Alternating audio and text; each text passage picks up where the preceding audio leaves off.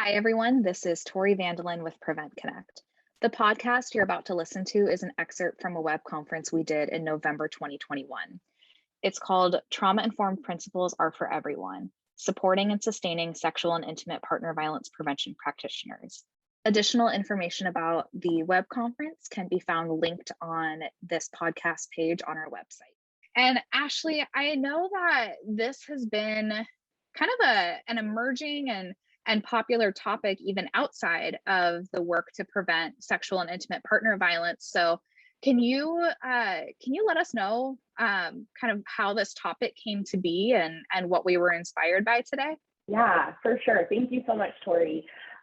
Well, I think to answer your question, we really want to start this conversation by acknowledging some of the current conversations happening nationally regarding workplaces and the sense of burnout.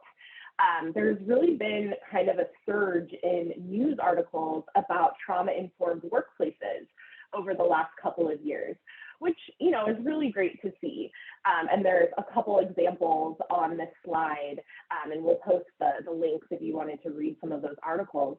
But we know that creating environments, including work environments, where people feel safe, supported, and seen for really their whole selves, can buffer against trauma rather than kind of adding to it.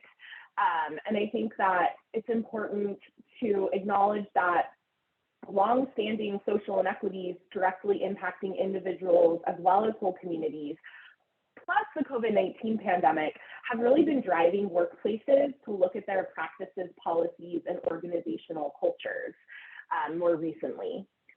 And Tori, if you'd go to the next slide, I think at the same time, we are being faced with what you all are probably hearing called in many circles, the Great Resignation. And I was looking up the numbers this morning, and it's something like over 4 million people quit their jobs in the US just in August.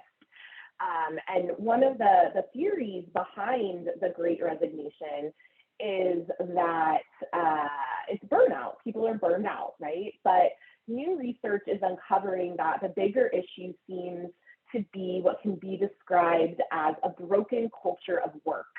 And instead of people wanting, like an extra mental health day here and there, we're seeing people demanding things like the pay that they deserve. We see people no longer willing to work in toxic environments and people really wanting more flexibility. And Tori, if we go to the next slide, our presenters today are really going to take a deeper dive into trauma-informed principles and what they can look like in practice. But my invitation to the rest of us is to think about how organizational culture change to support trauma-informed principles, like the ones on the screen right now, can really embody sexual and intimate partner violence prevention and also sustain people who are actually, doing that work. Preventionists, prevention practitioners. We don't often talk about trauma-informed principles. When we talk about prevention, it's an area that can oftentimes be pretty siloed.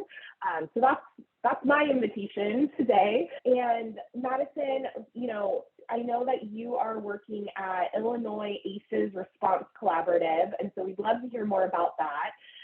We'd love for you to tell us a little bit about, what is the Illinois ACEs Response Collaborative and really how you're helping health departments become more trauma informed. So Madison, I am going to turn it over to you. Great. Thank you so much. And thank you everyone for joining us today. I'm really excited. And I'm really excited to see all of the stuff y'all are typing in to this chat box, because a lot of it is stuff that we are going to cover and talk about. I am Madison Hammett. I am a senior policy analyst and the manager of our capacity building supports here at the Illinois ACEs Response Collaborative. And we actually have a couple of introduction slides so I can tell y'all a little bit about who we are and what that means. So we can head on into our next slide. So here is our mission and our vision. So as you see, our mission is to catalyze a movement to prevent trauma across the lifespan. So those of y'all who are familiar with the Adverse Childhood Experiences study, might recognize that ACEs part, but we really look at trauma beyond childhood throughout the life course and indeed into systems and larger structures that we all live in. And we want to both prevent and address that on a multi-system level here in Illinois, but also with partners throughout the region and the country. And we do that through 3 methods. The first of which is policy and advocacy. So that is big P policy with our legislators and advocacy with folks like our governor and our lieutenant governor, our representatives, but we also do little p policy. So looking at organizational policies, looking at structural policies, how do these influence outcomes around trauma, around adversity, and how our outcomes are affected by those. We do capacity building, so we do trainings, presentations on topics like organizational building, but as well as historical and structural trauma, for example, burnout and secondary trauma support, things like that. And we also provide technical support to health departments, healthcare organizations, and social service organizations. And then we work on research, translation, and dissemination. So we look at these big research projects that are being put out, like we've already talked about today. This is a very hot topic, but we want to figure out how can we make sure that everyone knows that this is applicable for everyone. This is not just something for mental health care professionals, social service folks to care about, although we certainly want y'all to, but we want everyone to know you can be a trauma-informed workplace regardless of the type of work you do. So that is a big motivator for us in spreading this information throughout Illinois and the region. Go to the next slide. So before I do anything else, though, before we start talking about any of the statistics or methods, I always take a second before every presentation to acknowledge that we are talking about trauma. And this is a really difficult and hard subject to talk about. And so I want y'all, I'm so thrilled to see so many people here, but I also want to acknowledge that it is hard to sit through a presentation, even if it's online, about this really difficult topic. I know that this is y'all's work, but I want to encourage you to take care of yourselves during this presentation. So for me, that means, if you need to turn off your video, if you need to step away, I know we're recording, but you're also welcome to follow up with me after anything you see here. And I'm happy to connect more with it. Just because I want to acknowledge that this is a really tough topic to talk about. And just like specifically, we will be touching on things like abuse, child abuse, sexual abuse. We will be talking about trauma in the workplace and burnout and larger systemic issues like racism and xenophobia, sexism, all of these things that contribute to our well-being. So please take care of yourselves in the best way that works for you. So I just wanted to take a moment to acknowledge that. Next slide. I also want to take a second to acknowledge the language I'll be using. So we at the collaborative use the words trauma and resilience because those are the words and terms most commonly used in peer-reviewed literature. However, those do not always resonate with people. I know that this is an audience I don't have to tell this to, but a lot of people don't like the word trauma and and applying it to their own experiences. A lot of people don't like the word resilience and the connotations that has for some people. And that is absolutely fine. And we absolutely encourage you in your work to use the words and terms that best resonate not only with the communities that you're serving, but also each other as staff and coworkers. So that might be adversity, that might be thriving, that might be, for some people, grit and determination resonates better. All of those are great and fine. And if you have other phrases or terms you like to use in your organization, please share with us. We're always wanting to know more about how folks are doing this work. Because I want to note too, a lot of people are doing trauma-informed work and not calling it trauma-informed, or not recognizing or realizing that it fits into SAMHSA's idea of trauma-informed work, or these kind of narrow phrases and terms. So please, throughout my part of the presentation at least, please feel free to share any different language pieces you use. I also, on the role of language, want to note, I am a cis white woman. And my presentation is influenced by who I am, my experiences. So, I don't know everything and I might get something wrong. And I am here just as much as you are to learn. So if you feel safe and comfortable, please do not hesitate to either in the chat or reach out to me afterwards, say something that you would change or something you'd like more clarification on, because again, we are always learning and wanting to make this better. So at least from my end, I hope that you feel safe and comfortable enough to put that forward. But if you would rather do it after the presentation, I am again happy to connect with folks. So thank you.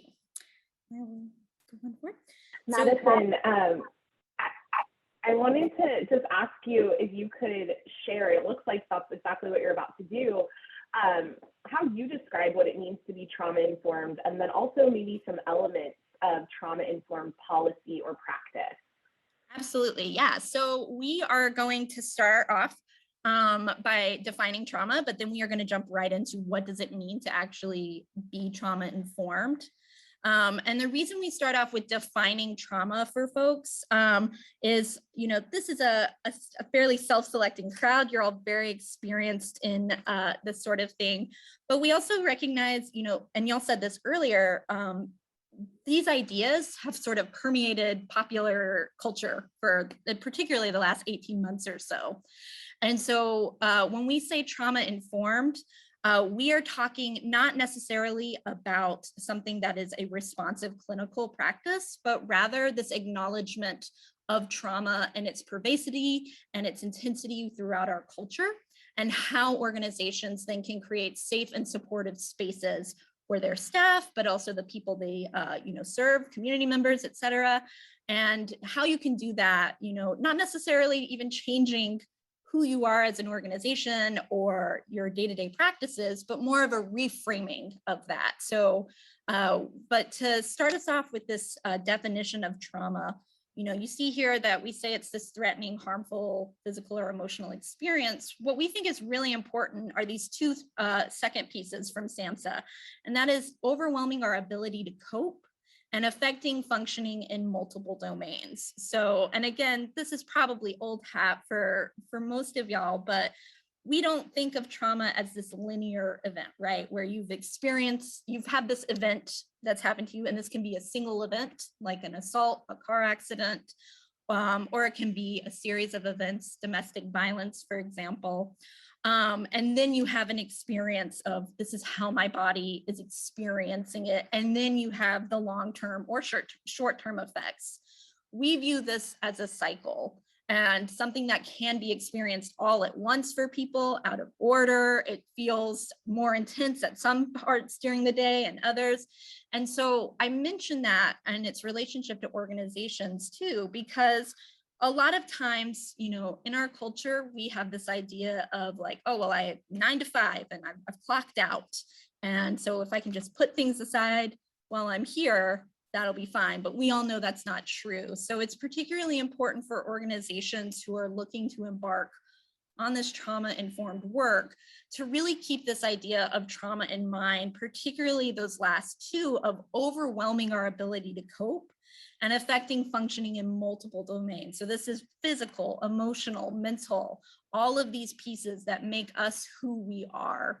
And so it's important to remember this because we can't then expect people to somehow turn it off when they come into work. But in our next slide, we're going to talk about how this is particularly important in relationship to burnout. So burnout is this state of physical and mental exhaustion that's specifically related to the workplace and its related environment. And again, I emphasize that because burnout is another term that's gotten a lot of play over the last 18 months. And I think rightly so. We talk a lot about it with regards to the healthcare world, for example, with the social service world for the last year and a half. But it's particularly important to remember that it is connected to the workplace because we then have to look to the workplace as a place that gets solved. We can't just tell people, oh, we'll take a self-care day and take the day off work and that will cure your burnout. We have to look at this as an organizational issue, and one that organizations have to implement changes to address. And it's important because we know it affects huge swaths of the social service world. So even before the pandemic, 33% of social workers reported that their work is always stressful, and 4 out of 10 said they planned on leaving the field within 5 years. And since March of 2020, those burnout symptoms have risen to 60% of social workers. And I think that part about folks saying they're planning on leaving the field within 5 years is incredibly important when we think about organizational health too. How do we ensure longevity of care, of practice? How do we ensure that clients, community members are getting the best care that we can provide if folks are leaving rapidly and very quickly and aren't able to provide that institutional knowledge to the folks coming up because they are burnt out and they're trying to take care of themselves. And we're going to talk more about this connection to diversity, equity, inclusion, and how these systems play a role. But we already know that this affects already marginalized groups at a higher rate. Women and non-binary workers report higher levels of burnout than their male peers. And reasons included, this potential risk for family members, but also because we have we put a lot of responsibilities on women and non-binary workers. They have their dual shifts. So you go to work and then you come home and you have to do your second job of taking care of the home. There's also a lot of responsibility placed on women and non-binary workers and people of color of all genders to be mentors, to take on this extra burden of being diversity experts, when that's not their job, to also have to, kind of figure out, do I address these equity issues within my organization that are impacting my health and well-being? Or do I let it slide because I know that that might create conflict, and that creates this additional stress, this additional burden. And so as we're going to talk about throughout, we at the collaborative in our work, we really emphasize that this trauma-informed organizational building cannot be separated from these ideas of racial equity and justice and equity on other levels like gender and sexual orientation, because we have to address these larger systemic issues to take care of individuals. And that's particularly important because we know that Black and Latinx workers of all genders report higher levels of burnout than their white peers. But interestingly enough, in this mass survey that was done, we're also more likely to report feeling connected to their clients and community and continuing to find meaning in their work over their white peers. So this also tells us that organizations are not learning from these groups. They're not actually taking the knowledge that they have and the connections that they're building and using them to implement these equitable policies. And so that's a real opportunity for organizations to look within and say, what strengths are already here? And what, resilience, what trauma buffers do we already have in place as individuals that we can then utilize on an organizational level? Slide. So then what does this actually mean? What do we actually do with this, sort of heavy information? And that's where this idea of building resilience as an organization comes. So resilience is this process of adapting in the face of adversity using mechanisms that don't cause further harm to health and well-being. And I really emphasize that second part because we at the collaborative, and I'm a clinical social worker, I really reject this idea of maladaptive behaviors. People adapt to the environment that they are in, right? And our bodies, human beings, we are incredibly resilient. We are focused on survival. And so we do what helps us survive in that moment. And then we run into conflicts when we are in environments that are no longer suitable for that survival mechanism.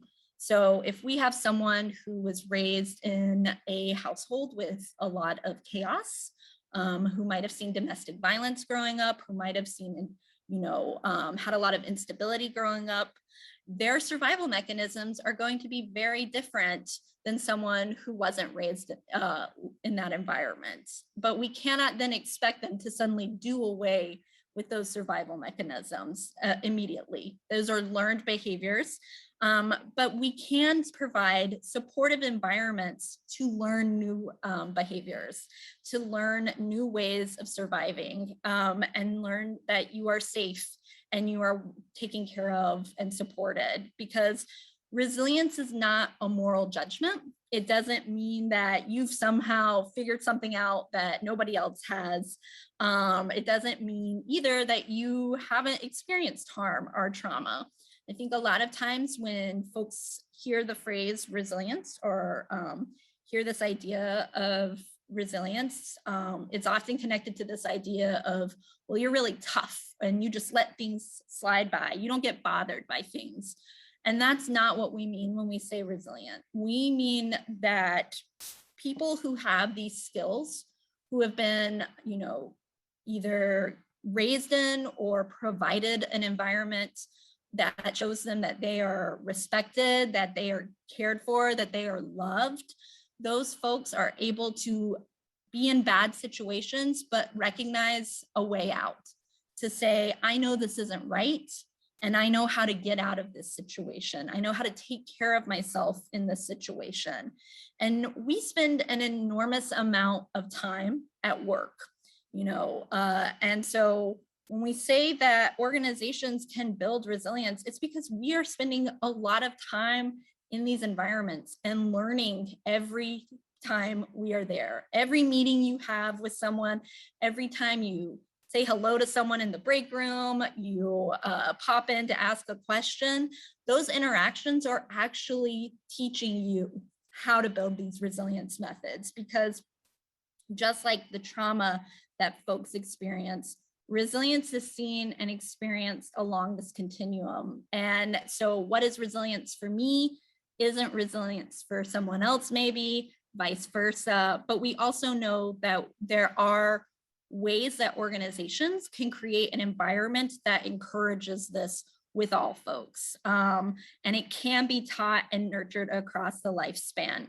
Those of you who work with kids or have a background in child development, you might remember that we really emphasize early childhood as a time that we learn a lot of our social skills, a lot of our relationship building skills, and that is absolutely true. But those don't fade into nothingness as we get older. We are always learning and nurturing and teaching each other things across our lifespan. And so organizations actually have an enormous influence and can create these skills for their staff members. We can go to the next slide. So how do we actually do that then? So what are trauma-informed practices and policies? So trauma-informed practices and policies, are TIP, are just kind of a reframing, and it's a new way of looking at the work that we do. So an organization utilizing TIP understands and considers the pervasive nature of trauma. So you have done that simply by coming to this presentation. You have recognized that trauma is an issue and something that you want to address, and promotes environments of healing and recovery rather than practices and services that may inadvertently re-traumatize. And so that second part, I think, is particularly important when we're talking about staff members, because often TIP focuses on outward facing things. What do we do for our clients? What do we do for the communities we're serving? And that is absolutely important. But we also need to think about, well, how do our practices and the services we provide staff, how do those go into playing into people's trauma? How do those perhaps emphasize or re-traumatize people? Because we know that staff members, they have their own lives, they have their own histories, and that doesn't just stop at when they clock in for the day. So it's not just about promoting that environment of healing for community members or for clients, it's also thinking about how do we do that as an organization for our staff members? Because utilizing TIP means that you recognize that direct impact that trauma can have on access to services. And when we say services, we're going to talk in a couple of slides about some like concrete examples that folks have done.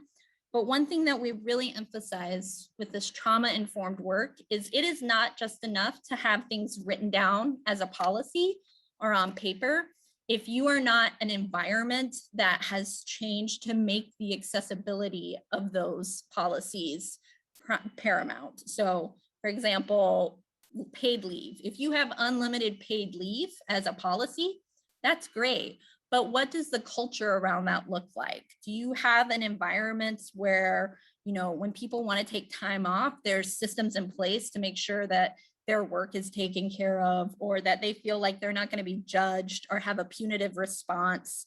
When people need help, are there mechanisms to get that help? So it's not just about providing a service to staff or providing a policy. It's about changing how that policy is accessed and the culture around that policy, because it's integrating that knowledge about trauma into all aspects of services. And we really emphasize training all staff around this idea. So very often when organizations are looking to become trauma informed, and we've touched on this already, this idea of, well, that's for our mental health workers, or that's for our social service team.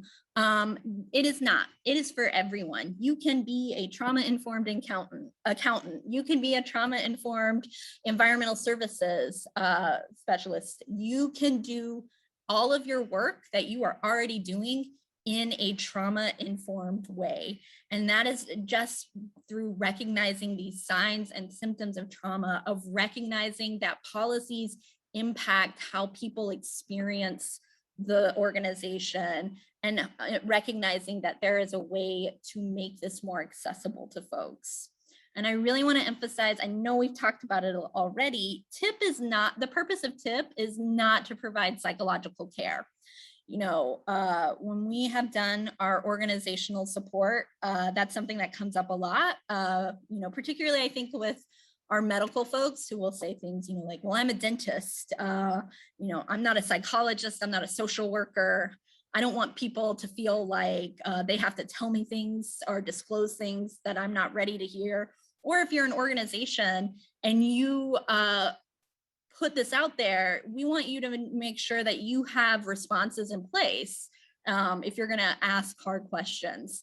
That's not what we're emphasizing, though. We're talking about providing the services that you are already going to do in a way that is accessible to and accepting of those who've experienced trauma. And again, we find that organizations really connect with that on a community level or a client level, but we want folks to do that on a staff level too. So are you accepting of staff members whose survival mechanisms, whose adaptations might be running into conflict with the environment that they're currently in? And we're gonna talk a little bit more about like how you actually do that, but just really want to emphasize, we're not asking anyone to become a psychologist or a mental health care provider if that is not your job. We can go to the next slide. Because what we really want to emphasize is that this work is all about shifting our perspectives from what's wrong with you to what happened to you. That is the biggest thing that you can do. And when we say this, we're going to talk a little bit about like this idea, for example, of providing choice, of collaboration, those elements. That is a big part of this. And I think sometimes when people hear that, it kind of brings to mind this idea of like, well, I'm just going to have to change everything I do, or that means I'm going to have to let, staff or coworkers say whatever they want or do whatever they want. And that's not what we mean. We mean instead, when conflict arises, when people are dealing with stress, when you see things happening within your organization, the, immediate reaction to that might be like, what's wrong with you? Why can't you show up for work on time? You know you're supposed to be here. We've got all this stuff to do. We've got all this paperwork to do. Why can't you get it together? And that punitive response is a reaction to someone's adaptation of their environment. So instead of framing things that way, it's what happened to you. So an example I always give is if you are a manager and you have someone showing up late for work every single day, your response to that might instinctively be like, what's wrong with you? You're supposed to show up to work on time. If you keep being late, I'm going to write you up. I'm going to have to let you go. And instead, the reframing might be, what's going on that's making it difficult for you to get to work on time? Because that opens then a conversation about, again, acknowledging that people are people outside of an organization, but it's also then asking folks to talk about what's right with you. So what are folks' strengths that you can identify? Those conversations around like, well, here's what I've been dealing with, and here's what I've been trying to get right, and here's what my priorities have been, and that's why it's been difficult. That leads us to a much deeper conversation about what matters to people, what's important, where do our personal goals align as individuals with an organizational goal? And then that idea of what can we then accomplish together? Because and I know I don't have to tell this crowd this, we know no one is a bigger expert in their own lives than the individual. And that's true for their work too. No one is a bigger expert in how to be their best at work than that individual.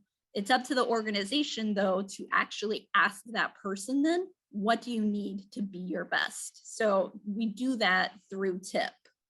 You can go to the next slide. So how do we do that then? So SAMHSA utilizes the 4 R's. So realizing the prevalence of trauma, which you have all done by coming here today, but just we know that trauma is incredibly common in the United States. The Adverse Childhood Experiences Study, which was a mass study that looked at 10 common causes of adversity in childhood, including neglect, abuse, and household stress, like incarceration of parents or interactions with the foster care system, found that 60% of Americans have at least one childhood trauma. Of the total population in that original study, for example, it found that 25% of women and 21% of men reported childhood sexual abuse. And we know too, for example, that every 68 seconds, someone in the United States is sexually assaulted. So trauma is incredibly prevalent, and that includes within staff. And so we cannot separate that idea. We cannot say, well, we're trauma informed because of how we take care of a community. It also has to be, we're trauma informed because of how we take care of staff. And that comes into this idea of recognizing how trauma affects all individuals within a program. It affects our family members, it affects the folks that we see on an individual basis, and it affects us. And, even if we are not survivors, we know someone who is a survivor of trauma. And we actually have to put that knowledge into practice with staff members. Again, it is not enough to have organizational framing that is only addressing community members, that is only addressing our clients. We have to then think about how does this affect staff, because our goal should be to resist re-traumatization of clients and staff. And so that means then acknowledging that work can sometimes be the origin of trauma. And so for organizations that are looking to do this, long-term organizational transformation to actually look at their policies and practices, it means thinking too about, well, how in trying to create a safe space for clients and communities have we, however inadvertently, might have caused our staff to feel unsafe, might have caused, the folks who are responsible for taking care of others to feel as if they are not taken care of. We can go to the next slide. Madison, I wanted to just pop in really quick. And first of all, something that you said a few slides back around like providing an environment that nurtures resilience. It seems really critical to me in being able to get to our work around primary prevention. So I've just been kind of like pausing on that point. And now I'm just wondering if you could talk about like how do we integrate trauma-informed principles so that they really become like built in to the fabric of our organizations? Yeah, absolutely. Yeah. So here, that's actually a perfect segue into this slide. So how do we integrate this into the fabric of organizations? So we've already touched on the 6 elements that SAMHSA put together for trauma-informed organizations. And we have an example here of how we have done that with organizations here at the Illinois ACEs Response Collaborative. And you will see one is missing from the slide. And I do have some backstory on why that is. But we're going to start with this idea of establishing safety. So what does it mean as an organization to establish safety? Well, for your clients, you might think about that as like, I'm going to make sure my clients feel safe here. I'm going to make sure that their physical environment feels safe, and repeating those safety assurances and non-judgmental stuff. That is true for organizations with staff as well. So think about it as an organization. Does the space where we ask people to work, is that physically safe feeling for them? And this can be as simple as the position of seating within the office. Some people feel safer when they can see a door. Have we taken that into account for our workers? Do people feel like it is well lit and that they have, access to the parking lot in a safe way? That sort of thing, but also emotional safety. So this idea of non-judgment, shifting from what's wrong with you to what happened to you. Do you provide as an organization a space for reflective supervision or reflective meetings with management or supervisors? And when people come to the organization with troubles, like I have this really difficult case I'm working on, or I'm feeling really overwhelmed by my work right now, do people feel like I am going to be able to talk to my manager, my supervisor, whomever, about this in a way that is safe and supportive, and I know something will be done, and I'll be presented with non-judgmental responses. And have you as an organization prioritize that for your staff? And I think the real key part of that is starting with this idea of unconditional positive regard for the person in front of you. It is very easy to say something like, oh, we'll just assume the best of people. But are we actually practicing that as an organization? When someone comes to you and says, I'm really struggling with this client, with my caseload, with whatever, are you reacting as an organization in a way that's like, well, that's just kind of how it is, we've all got work? Or are you actually taking the time to, acknowledge the underlying feelings behind that, of feeling as if you're not, not being supported, of feeling like you need more work, or more support around your work? And that ties into this idea too of being trustworthy. So we always say, obviously don't make promises that you don't know you can keep, but being trustworthy also means, being transparent, letting people know this is why we do things the way we do. This is why we follow this policy. Here are the boundaries we have as an organization, and not sugarcoating it either for folks. So being very clear and transparent. We have found overwhelmingly that people prefer to have clear bad news given to them than opaque maybes. And so it's really important for organizations to be as clear with their policies and the reasoning behind them as possible. So that means then providing choice, though, of saying, this is why we do things. What is the best way to get to our goals together? This is why we do it the way we do. Does that align with your practice? Do you have new ideas? So again, this isn't letting people do whatever they want, but actually just acknowledging that expertise. And that again ties in with this idea of collaboration, reinforcing autonomy and reinforcing the expertise of everyone within the organization. So we recognize hierarchies have to exist, but we have found that organizations that have regular meetings where all staff members are invited to contribute to policies and practices are much more successful in preventing burnout than ones where managers kind of just give orders down from on high. And that goes into this idea of empowerment. And I know that's a sticky word, but when we say empowerment, it is again that recognition that everyone already has power within them. So we as an organization then make space for that. And I'm going to close with some examples of that on our next slide that we have seen folks operationalize. So when we say limiting work hours and offering flexible work arrangements, I acknowledge, some places have to be open from a certain time to a certain time. If you work at a shelter, someone's always got to be on duty.